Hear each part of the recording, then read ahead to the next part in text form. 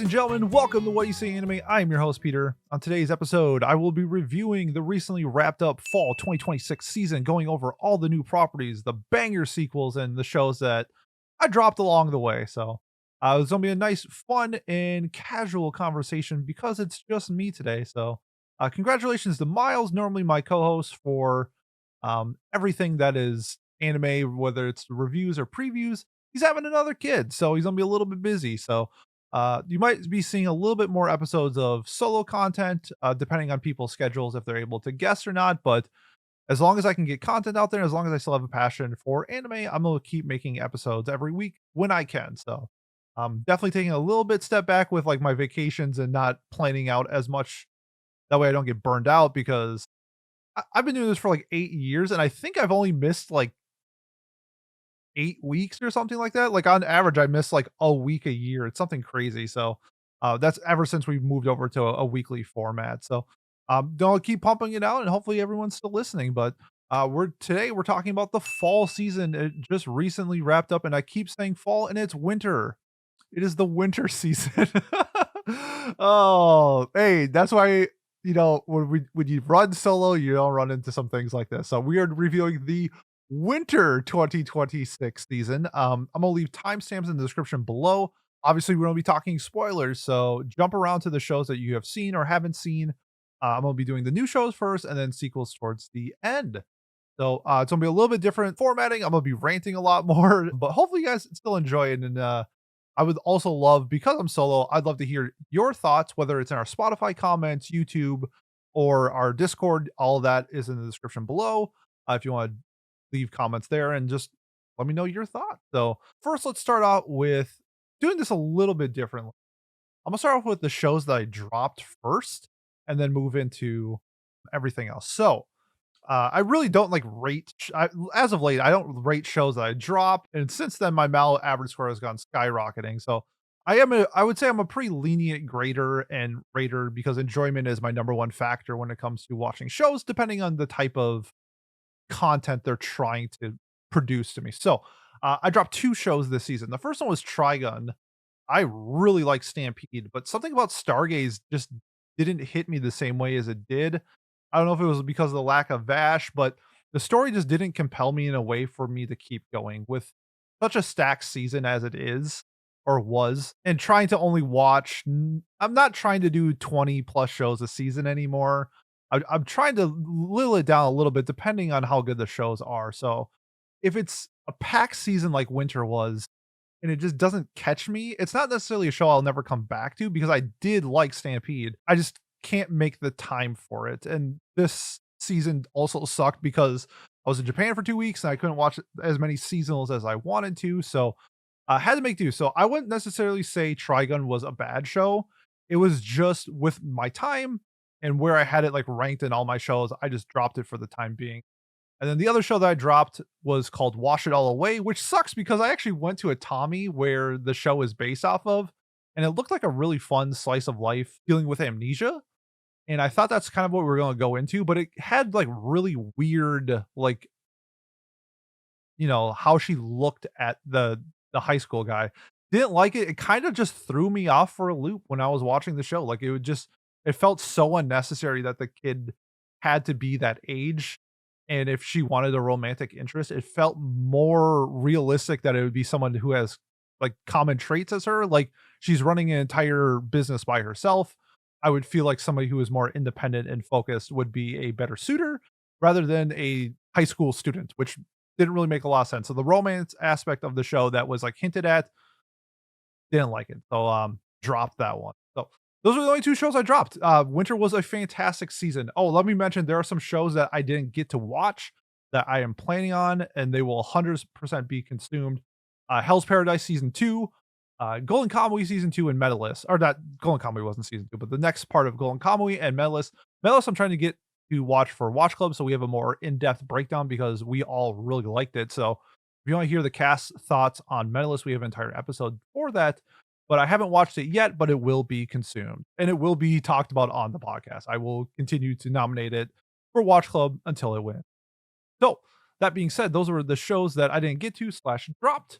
And now we are getting to all the new shows. So starting off with easily for me the best drama I've seen. Man, thinking about the just like through the decade, like just really good dramas that we've gotten. We gotten stuff like Orb, Kageki Shoujo. Those are the ones that stick out to me. You can probably say Apothecary Diaries as well. I don't categorize that in the same level as drama, but it is technically a drama. But that's Journal with Witch, which to start out with, I resonated with the show immediately. Like with the I just like the fundamental process of moving on when losing a parent really stuck out to me in the beginning episodes. And then as we continue, while that lesson of trying to move on is there, we get introduced to the other sort of conflicts of the cast and how it's handled in their manner. So starting out with Asa losing her parents and moving in with her aunt, Makio, and them sort of figuring each other out. Makio sort of in the beginning having, she didn't like her sister, she didn't love her sister, and kind of feels obligated, I feel like, in a sense of taking care of Asa. Asa sort of in a funk when all of this happened because she had such a hard time processing this trauma, which is sort of like the first part of the show was Asa, figuring out the dynamics between Makio and Asa figuring out her trauma with losing her parent. And they do this thing in the earlier episodes where it's something that really stuck out to me was how the world just sort of processes while you are in the lowest state of your life. And I thought how they handled that in the first like 3 to 4 episodes was fantastic because it's how I felt. And Asa seeing the time it took for her to really understand the situation, because that varies by person, I thought was handled so well.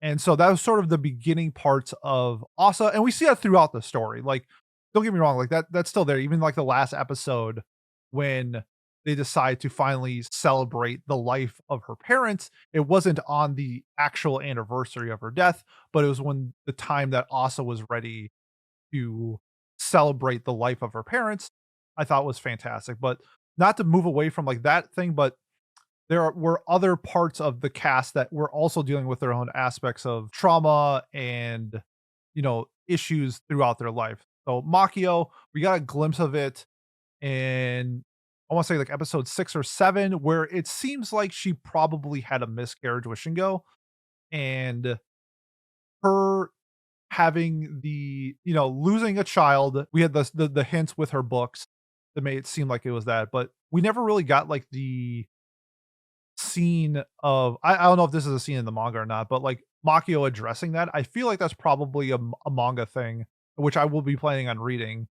But that dynamic of like the miscarriage of your child to the man that you love, but because of that trauma, it sort of ruined their relationship. And ruined their relationship in the sense of like they can't be, or at least Makio can't be as open as she wants to because of the trauma of the past. So I thought how that was handled was great. Every group needs a Shingo or a Kasamachi. Like he was just such a great guy, understanding, I think to a point, because there are some things that he doesn't know, but he was still handling it in grace. So I really enjoyed that dynamic and sort of that issue that was brought up with it. We got Chio, which was her arc was not getting accepted into medical school because of being a woman, which was a real thing. So it was awesome to see that like they included that in a character when that was a real life event that happened in Japan, that women were sort of being cast aside for these higher skilled positions because they were women. So seeing that, seeing the distraught between her and her decisions of trying to be a doctor, and at the end, sort of becoming friends with Asa and Asa using her song to reach out to Chio was fantastic. With the song itself, there was a lot of symbolism throughout the story as well. The one that really stuck out was obviously watering the cactus, and then at the end, the cactus area is an oasis. I thought that was awesome symbolism with however you want to interpret it with Asa's character, because there were so many different things, whether that was being in a place where she felt like good at. I guess that's kind of like how I felt it, where she was alone when she was watering the cactus, and then she wasn't alone anymore when she had the oasis. So really like that. And then to touch on Emery, her dealing with her or just trying to figure out herself that she was probably a lesbian. I mean, there's a chance that she's bi, but I felt like the story really made it out that she was a lesbian and trying to figuring out the avenues to take to address that. And at the end, it seemed like she had a girlfriend. So we got that wrapped up. I'm intrigued to see what else happens. I think somebody mentioned that I think it's only like 20 chapters of the manga where the anime ended. So I'm going to finish reading it and just give it a go and see what happens. I didn't touch on everything, but this show was incredible. Like straight up, every episode I was looking forward to Sundays with this and Polar Opposites that you watch one super heavy show and then move into something really nice and clean. And that was my Sundays. And Journal with Witch was everything I wanted and more. Easily is going to be a front runner for anime of the year. I think for a lot of people who watched it, this was an easy 10 and was the best new show of winter. Speaking of its partner on Sundays is the next show, You and I Are Polar Opposites. I want to touch on this one with one thing that I recognize that I liked more about this show than something like Horimiya, where you have like a larger, I'll say like a cast of like six. Let's just say roughly six, could be six, seven, eight, in that range. And then you have to balance this rom com. Like how much rom are you going? How much romance are you going? How much comedy are you going? You and I in Polar Opposites to me felt like a perfect 50-50 split. And when they did it on each spectrum, I thought the comedy was outstanding. Sort of how they like each character's own way of doing comedy really resonated in the show. You had, Suzuki, who is this Genki Gairu girl who is very outspoken and very out there, and she had her comedy through her actions, and you saw that with like the animation changes. A lot of times, Miyu or Suzuki, her comedy came through the way of visual storytelling with that. But then we had somebody like Tyra, who is this seems like he's just like really sick of people's shit all the time. Like that's the vibe, but he doesn't actually is that like he's a pretty good friend, but like his style of comedy was like dry one-liners, visual disgust. That worked out well. And then we saw that with like Hada and or Natsumi and Rieko, the two girls and their friendship. They had good dialogue comedy as well, but along with the visual comedy with Natsumi being very shy and embarrassed and Rikako being more, we had like the dry lip scenes and stuff like that, and then her pushing Natsumi towards Tyra was, really fun just in general. So the comedy aspect of that, fantastic. The romance aspect, great job of doing this. So we have the one solidified relationship between Tani and Suzuki. There we go. I'll say Suzu. Let's just make it easy. We have the almost with Tyra, not Tyra, Natsumi and Yamada.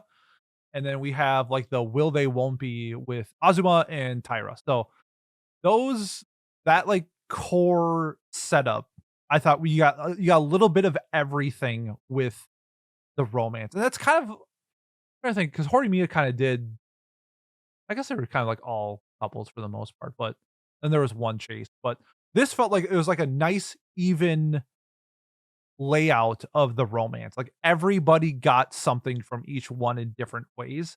And I think that was a great choice. The ED, I want to talk about the ED. It reminded me a lot of like My Dress Up Darlings season 1 ED, where it's like pixelated but polished.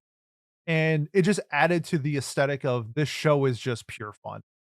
So it's probably my favorite ED. It's up there. That it's probably my favorite in terms of like fun. The Frieren ED, since I was all hand drawn and it was like 4,800 things, that's probably the ED of the season just based off merit alone. But back to Polar Opposites, just an incredible entry into the rom-com sphere. If someone told me that this was your favorite rom-com of all time, I would get it, especially since we're getting a second season and we're probably going to get more of the content that I loved from what we got. I give the show a 9. I think it has a chance at being a 10 if season 2 lands the lands the plane in the way that I wanted, but it really for the first part of the season, like, I got everything that I wanted from a like a rom-com style show, and this is up there. I mean, it's not Kaguya level for me, but if there was a tier below it, this is definitely where it would belong. So a 9 from you and I are polar opposites with a chance of being higher when season 2 is wrapped up. Moving on to our next show, Fate Strange Fake. We finally got Fate Strange Fake after them telling us that it was going to be in fall 2025. We actually got it in winter 2026. And to no surprise, it was a fucking banger. Oh my god, this season was all over the place and a little hard to understand. Okay, let me put it this way. It probably wasn't hard to understand if you're a smart person. There are some aspects of the show that I got a little bit confused on, and maybe somebody will fill me in on this. But from what I got, we have a fake holy war while a real holy war is about to happen. And with that, the rules have sort of changed. We had fake noble phantasms. We sort of had differences in terms of like master and servant, and it being set in the United States, which was kind of interesting. That being said, I watched this dubbed. Fantastic dub. Absolutely fantastic dub. They killed it. Saber's voice actor, whoever he is, let me look it up real quick. Ben Balamasia. He plays, I don't know, not really popular, but he killed it as the male Saber. And I say that because towards the end, we sort of got the realization that this is set in the same world as Fate Zero, which makes sense because this is one of those things where like it never clicked with me because fucking Gilgamesh is in like the second episode, like the exact same Fate Zero Gilgamesh. So at the end of it, when we got to see the reintroduction of like Saber and Berserker, we realized that this is 15 years after the Holy Grail War of Fate Zero. So I am very intrigued to see how that ties into sort of the next season of Fate Strange Fake because we sort of got that at the end of it. Technically aside, A1 knocked it out of the park. Great job, A1. Depending on which team you get from A1 can be sort of hit and miss, but I thought they killed it, especially the sound design. This is one of the best sounding anime I've ever watched in my entire listened to in my entire life. If you have a chance of watching this show using good headphones, please do because it added something, it added like another layer to it. I love hearing just the impact of, you know, guns, swords, spells, whatever it is, just fantastic. They just absolutely killed it. Saber and Gilgamesh, two best boys of the season, were both from this show. I love them both dearly. Saber more than Gilgamesh. Gilgamesh is just a Chad, but like he's like an S tier Chad. Saber, I thought, did a great job at his characterization of being a little bit laid back, but still being like the knight that he is. And we saw that towards the end with his commitment to the other Saber of wanting to fulfill his duty as a knight the way that the other Saber would. So his characterization of being quirky and sort of like joining like a Bocchi the Rock style band, but at the same time being like the heroic knight that he has always been was awesome. Interested to see what they do with like Ayaka's character because she like outside of I've only seen so much Fate, so like having a master who is reluctant slash does not want to be a master was an interesting addition to the cast. But what's with Fate and just torturing like little girls? Like we got that the introduction towards the end with like two of the worst parents just forcing their child into spellcraft. Remind me a lot of the slug girl from Fate Zero, where they just, you're in the cellar now and you're about to get eaten by a bunch, or I shouldn't say eaten, but absorbed by like powerful bugs. And this time is like, we're terrible parents and you are going to learn spellcasting no matter what. So Fate and being terrible parents, you got to have one each season. So they did that there. But as somebody who is a fan of Fate, but not like a huge fan, I thought this was an incredible addition to it. I would probably give it a 10 if I was more of a Fate fan, but I think a 9 is a fair score for the show. I thought they knocked it out of the park, and I really enjoyed what we got, and I can't wait for season 2. Moving on to Tamon's B-side. Ooh, this was interesting. So, first of all, I gotta say, the best first episode of the season went to this. It was hilarious, so well done, and it was a great introduction to sort of what the show is, because coming into this, I came into it pretty blind. I knew what it was sort of going for, and I'm still kind of digesting it because I'm not like the target market for this show. However, I think because of like fandoms aside, regardless if it's idols, you can still connect with the main girl. You can still relate to this style of show if you're a fan of anything, and especially if you're a hyper fan of like one thing. So that's kind of how I was trying to view it. Like I'm deep diving into one specific fandom. It might not be the fandom that I'm really interested in, but I can at least understand.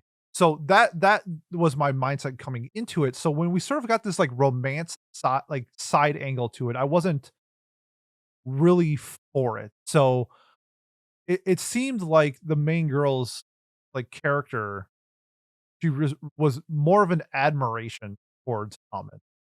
And I thought that was sort of the direction that they were going to go, and so when they sort of leaned away from it, I started getting like, I wasn't having as much fun with it, but what the show does really well for me is that it changed my mind. So, they did this in a way of we saw Tommen's various Tommens, let's put it that way. You know, we had gloomy Tommen, we had hot Tommen.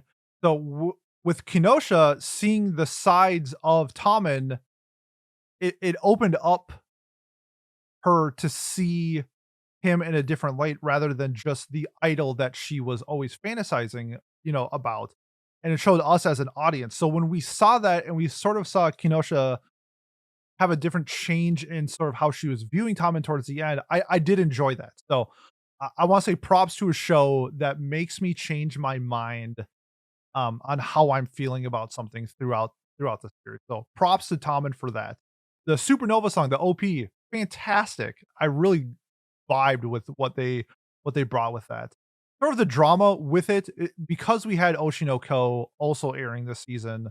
When we have like the entertainment style of drama, this one didn't like do what I would expect it sort of through like what I like to see through Oshi no Ko. So it's not really like I wouldn't say like they did bad, but I would say they did the drama in a style that I don't necessarily prefer. Some of it seemed forced, like Tommen clearly seemed like he was the face of face, right? And then they had like the front man competition throughout to sort of like change that, and it to me it seemed like it's always going to be Tommen. So I would rather see the drama that came from that with like the clashing of the teammates or bandmates be handled in a different way. Like we saw that towards the end with Natsuki and sort of him being the childish character, I would say, of the group. Like, but he's like he smokes, he plays pachinko. Like how they handled that character, I liked more because it felt more realistic than the front man, because Tommen always felt like he was the front. So, the show did a lot of great things. It was funny, like man, the episode 2 where they're like, "Let's murder." Fantastic. Good mix of comedy, good mix of drama. I feel like if I was more into idol culture, I would like it more, but I still appreciate for what it did. So I'm gonna give this an 8. If you're a fan of idols, I think that this is like a much watch show. Like, especially if you're hyper focused on like one idol or one group, I think this is like right up your alley. Okay, moving on to another romance of the season, The Invisible Man and his soon to be wife. First of all, episode 11, when they got the blank check for the budget, holy guacamole, like they went all out. That was such an incredible, like that was remind me of episode 11 of Honey Lemon Soda from last year, where the quality of the show itself is fine. Like what they're presenting doesn't need, a ufotable budget. But then when they do fun things like that in episode 11, I think it adds an element to the show. Like they're having fun making it, and they're having fun like being creative, and that transitions over to me enjoying it even more. Always love an adult cast. I wish Miles was here. I wish he could get his take, because there really wasn't any like weird like lolly stuff that always deters him from stuff like my senpai is annoying or tiny senpai, which makes sense. It's called tiny senpai. This one felt like just like a full cast of like normal adult characters. We got some representation with Daichi and his partners. So that was cool to see like like a not even like sub couple, like or I shouldn't say sub couple, but like a lot of times when you have like a gay couple, it's sort of like hinted at. It's never really like properly shown on the screen. They went out of their way to like make it clear that he is in a gay relationship. So awesome with that. And then touching on the other side character, Luna, sort of her like I kind of just I liked how she sort of got a boyfriend at the end, but I wish it was expanded on more because she found a partner through like their each other's love of fashion, and it was vaguely hinted at, and it's just one of those things where I like that character a lot, so I wish I got more rather than Karma and the other elf lady towards the end. I wish that was Luna's time. I did like the Karma and the other elf bit, but I don't think it was as done as well, or the characters themselves weren't as good as Luna. So wish I kind of got a little bit more Luna in these other episodes or other segments, but the main cast, I thought they did a great job at sort of getting them together, especially Shizuka towards the end. You saw how she was so timid with Akira in the beginning, but then the show does a great job at showing her open up more and more and being a little bit more bold. It went from her hesitating to, hold each other's hands to her being really more lovey-dovey, laying on top of him, her being the aggressor when it comes to like physical contact. Really enjoyed that in the adult style comedy where it's not always subtext or it's not always hinted. It's not always like the last thing of the last episode. I thought this was fleshed out enough to where we got a good mix of everything. I do wish them moving in together was slowed down a bit. Like that's like a huge throughout the entire season we went from them not dating to moving in together and essentially getting married. And in a 12 episode show where, I mean, that's cue that this is never getting a second season. It kind of puts it down a notch just because it feels rushed. It feels like we're missing context. It feels like we're missing some buildup, but we're missing that in order for them to get to a 12 episode show. But that being said, it was still a really fun and enjoyable watch. I'm gonna give it a 7. I don't think it was anything to write home about, but I think for in terms of an adult cast where you want to get away from some of the tropiness, this is a great one to check out. Next up, Demon King's Daughter is Too Kind. Ooh, I've been waiting to talk about this one. So, not labeled as an Iyashiki, but I feel like this should be an Iyashiki. I felt so refreshed. I had so much fun watching this show. The key couple of the key stands out. Do's voice actress, Misaki Kuno. While there are other characters and other voice actors who voice children, I think a lot of times it sounds like it's an adult trying to sound like a child. And I mean that in a way where like yes, they sound like a child, but I know an adult's doing it. Doe's voice actress like genuinely sounds like a child. And so I think that added more to it because of the adolescent factor of this show. That with that being said, the huge factor of the adolescence aspect of the show was the insert songs because they felt like they were written by a child. And I think that is why I like this so much. It didn't feel like it was an adult trying to write a children's song. It felt like a child. So like the words, it was very simple like wording. Like for one of the ones that I liked is called Hey Gigi, Hey Grandpa or whatever. And like the chorus is just like hey, hey, hey, hey Gigi. Like that's the chorus. And that's something like a 3-year-old would write because they don't know what bridges are and stuff like that. They don't know you gotta do a riff before the second chorus or something like that. No, it felt like a child was writing these songs. And when it was portrayed in the show with the silly things that they did with, like the adolescent style of the character, the songs really resonated with the voice actress and to set the tone of whatever song that was trying to portray. So I did a power rankings. There was 12 insert songs. I'm gonna give my top 5 and you can debate against a wall if you disagree. So number 5 from episode 5 is Let's Play.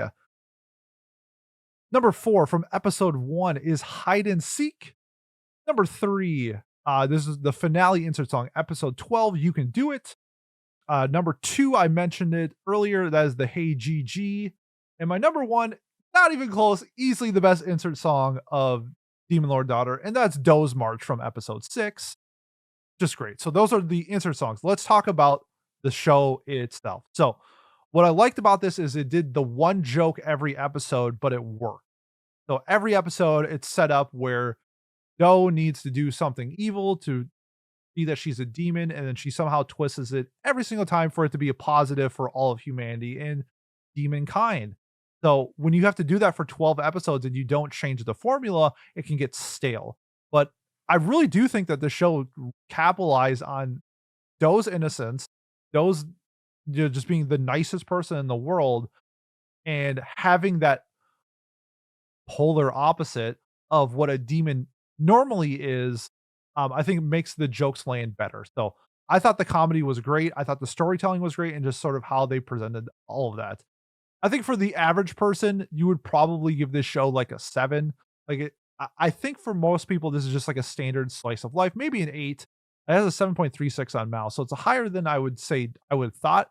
But this was right up my alley. I thought they did everything that I wanted from the show, from like the silly prank stuff to introduction of the cast, like the heartwarming stuff with like the grandma, where like she can't walk anymore, and Doe's like, "Oh, I'll help you," and just like cures her paralysis. It's like, I don't know. That always just sparks serotonin in my head.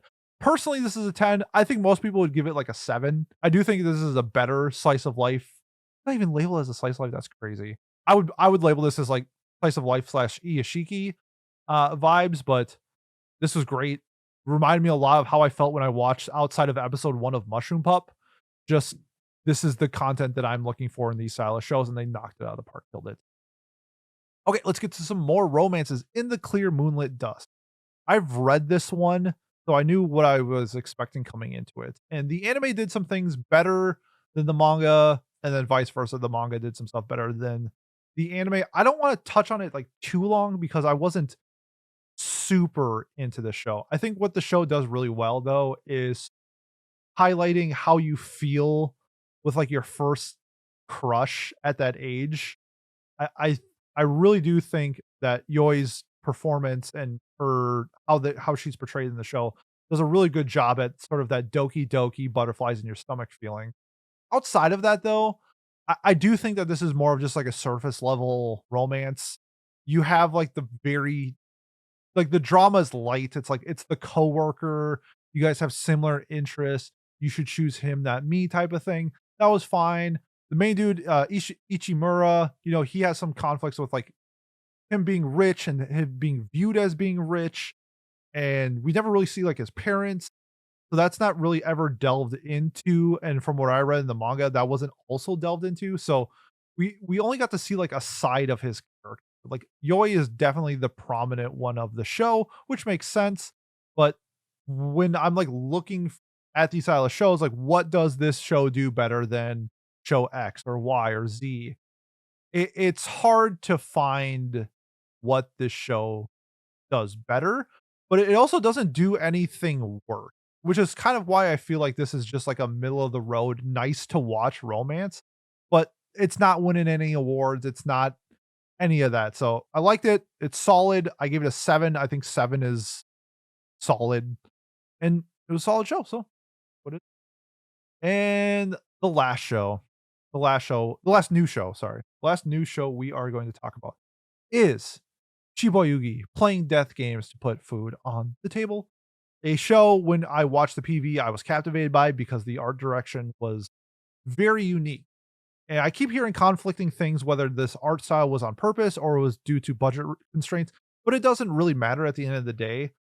I thought the art in the show was spectacular. It is one of the best directed, animation directed style shows of the year.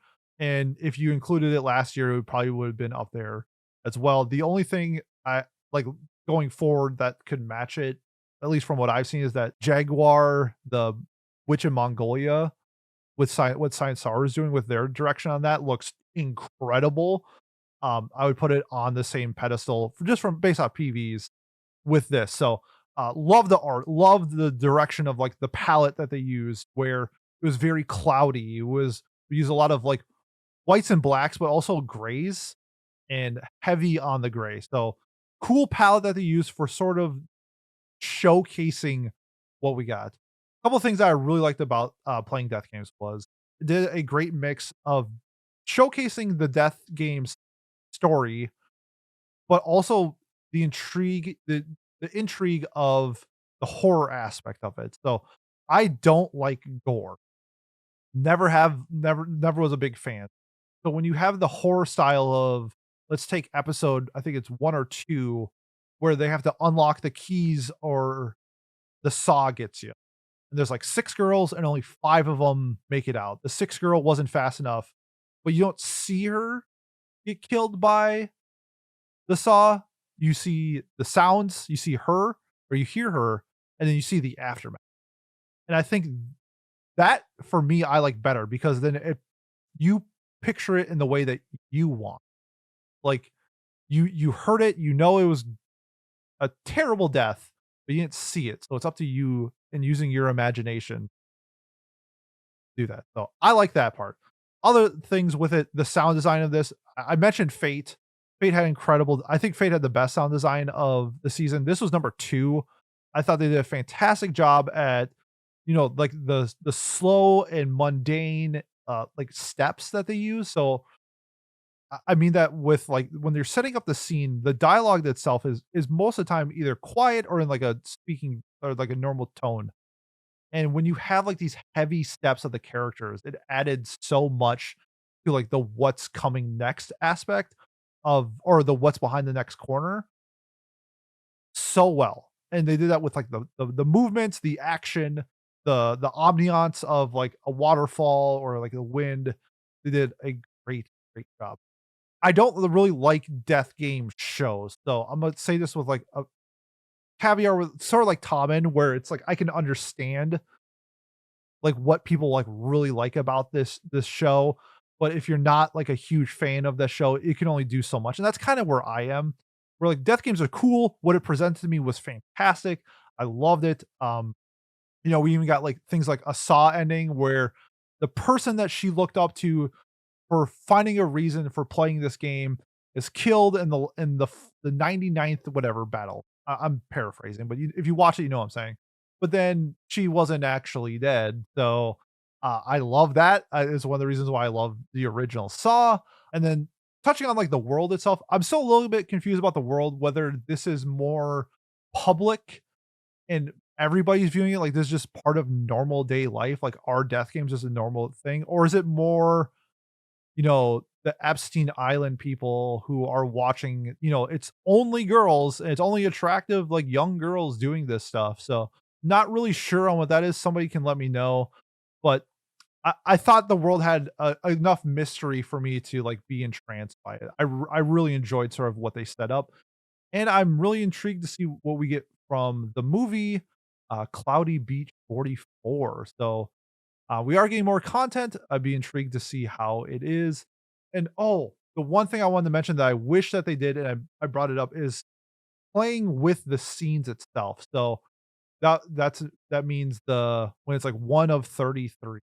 I think they could have done something with that, and I kind of wish we got something with it. My suggestion was you get to 33 out of 33 and then the 33 turns into 34 and there's like one more scene, something like that. I think if you're using that as a storytelling technique in the show, it should be utilized in a way. I should say utilized because it is utilized, but it should be. I think you could have some creative work with that. So not really a detriment, but it's one of those things where I hope I can see it in the future with the show. I give it an 8 out of 10. I'm looking forward to the movie. I would rate it higher if I was a more fan of death games style shows in general. I'm not a big Danganronpa guy, that type of thing, but I think what it presented was done very well. So not a whole lot I can like critique it outside of just the personal enjoyment of the show that I like. So those were all the new shows that I watched. Let's get to the sequels. I'm going to be talking about 3 of them: Frieren, Jujutsu Kaisen, and Oshi no Ko. So season 2 of Frieren, we finally got it. We're getting season 3 late 2027, but this is setting up the El Dorado arc, which is depending on how you view the manga, I view this as like the beginning of El Dorado, and then the next part is also El Dorado. I don't think the anime did that, and I think technically that's not what it is, but in my you know in my brain that's how it was. But Frieren once again, Madhouse showing. No, I think because they changed directors, but Madhouse just knocking it out of the park. Now that I think about it, I think this might be a good test run because they got a new director to work on sort of the build up and get that experience under your belt, and then move on to my favorite arc of the manga. This was more, the side stories, learning more about the characters, building up the characters more. That's really what this season is about, and exploring the world. My favorite episode that really stuck out to me in terms of like the non-combat stuff was like episode 10, where it was more of why homeland matters, why where you're from matters, and the pride that you have from that, in a sense of it's not nationalistic, but it's just having the sense of pride of where you are from. So I really enjoyed that because living in a climate right now where being proud of where you're from can mean a couple different things. So I just liked how it was presented in the show. I don't think it's as good as season one. I'm gonna give it a 9, even though Frieren is like my number 3 anime of all time. That's just because the next part is going to be a 47 out of 10. Like straight up, it's going to 47 is a bad word. It's gonna be a 69 out of 10.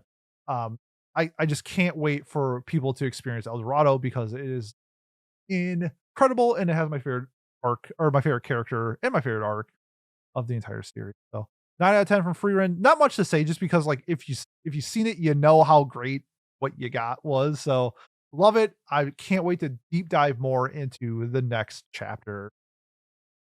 Okay, Jujutsu Kaisen, the Calling Game Part 1. Okay.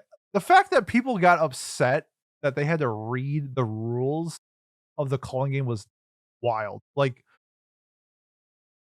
yeah, its score dropped like point 0.1 after episode 2 because of that. I gotta say this. This is my favorite season of Jujutsu Kaisen to date.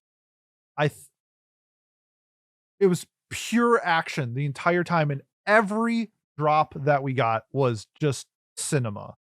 Broken up into like, I wouldn't say like 3 different arcs, but we got the introduction to what the Calling Game is. You got the crew sort of get separated. You see Yuji and the gavel guy, like his scene. I thought that was fantastic. That was a lot of people's like favorite of the season. Wasn't my personal favorite, but just that whole concept of his character of balancing the law as your curse, and having it be what it is. If you're the lawyer, and that's it was awesome, man. It was such the creativity of JJK is unparalleled. It was just a wonderful character, but my favorite is the receipt guy in his fight. Just the idea of ripping off different receipts and using whatever that receipt was for as your power was, just so creative and fun. Like, that's why I like watching stuff like that. The creativity. If you're gonna make a fight, make it cool, make it fun, make it entertaining, make it unique. And I feel like it checked every box. It wasn't just 2 beefy dudes, 2 meaty men slapping meat, in the words of Big E. It was just 2 fucking wizards just beating the shit out of each other, man. It was so good. And then ending it with Utah and sort of his involvement in it, and like who he is and his power level, because not everybody has seen JJK 0, which you should, but Utah sort of like cementing him as like big boss status was awesome. This was a great season. I can't wait for more. They haven't announced the second part yet. That's crazy. Or at least officially announced the second part of Calling Game. Obviously, it's happening. Oh, the OP was pretty good. I liked it from other JJK OPs from the past. Things with like when JJK gets like OPs and EDs, it's like always in like the end of the year awards, and sometimes I'm like, is it that good, or is it because it's tied to JJK? This one, if this one was on end of the year list, I feel more inclined to agree with this. Yeah, ISO. Great ED, 10 out of 10. Like straight up. Like, you don't always have to deep dive and break down everything. I just thought this show was pure adrenaline and The adrenaline was nonstop and fun and beautiful and creative, and I can't not give it a 10. Like, for what it was giving to me and what I got, perfect. Great job, JJK. And we're gonna wrap up with my favorite sequel of the season, more than Frieren, more than JJK, and that's Oshi no Ko Season 3, which I am surprised by because it wasn't my favorite. These parts weren't my favorite in the manga. I was a big fan of Demon Blade, and I thought they adapted that really well in season 2. But season 3, how they tied everything together was so good, with the OP being the 4 main girls, and then this season being the focus of those. It was mostly 3 in Memcho, but, like, Memcho did get some involvement, but we got the early stuff with Akane and her dealing with, like, also being, like, so intrigued with Aqua that she is also turning into a private detective, and her, like, involvement in trying to figure out who their dad is. So we got that in the, like, the first part. Akane killed it, killed it, killed it. Then that moved into Kana's arc, which was like the scandal arc, and her sort of figuring out what she wants to do going forward. Is she done being an idol? Does she want to continue to be an actress? How does being involved in, like, paparazzi work? I love that aspect. That was kind of like when I was talking about Tamon earlier.